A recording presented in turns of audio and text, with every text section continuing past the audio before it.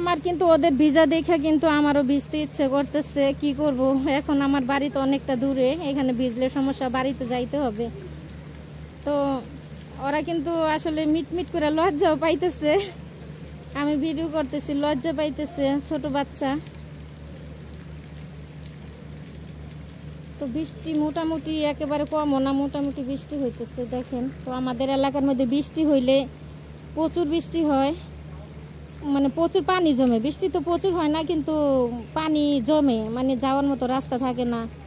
তো আমাদের এলাকার মধ্যে এই সমস্যাটা একটু বেশি, যে হাঁটু পানি জমে, কষ্ট হয়।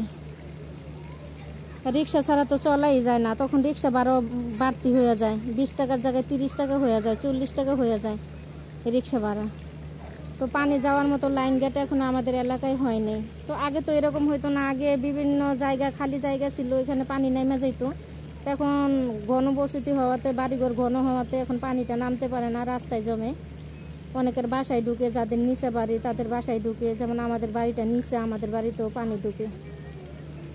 তো এটা আমাদের এলাকার জন্য একটু খারাপ হয়ে গেছে। তো এখানে এখনও নজরদারি সেই রকম হয় নাই, নজরদারি থাকলেও সেই রকম নজর নেওয়া হয় না। তো ইনশাল্লাহ সামনে হইতে পারে, এই আর কি।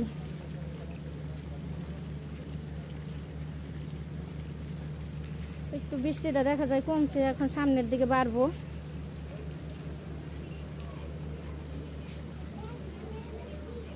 আসলে কতক্ষণ দাঁড়ায় থাকবো দোকানে।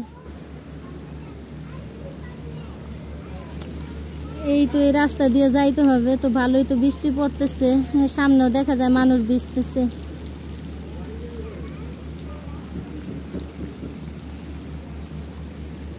আসলে ভিজলে আমার জন্য সমস্যা হয়ে দাঁড়াবো, দূরের রাস্তা অনেকটা দূর,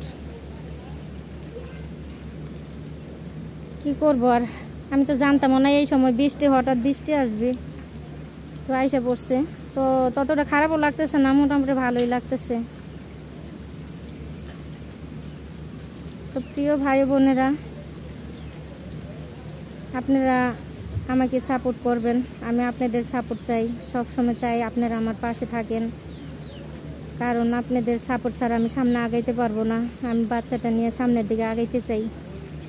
এই জন্য সবসময় আমাকে সাপোর্ট করবেন, কমেন্ট করবেন। অনেক ভাই বোন আছে আমাকে অনেক সুন্দর কমেন্ট করে থাকেন, আমার অনেক ভালো লাগে কমেন্টগুলো পড়লে।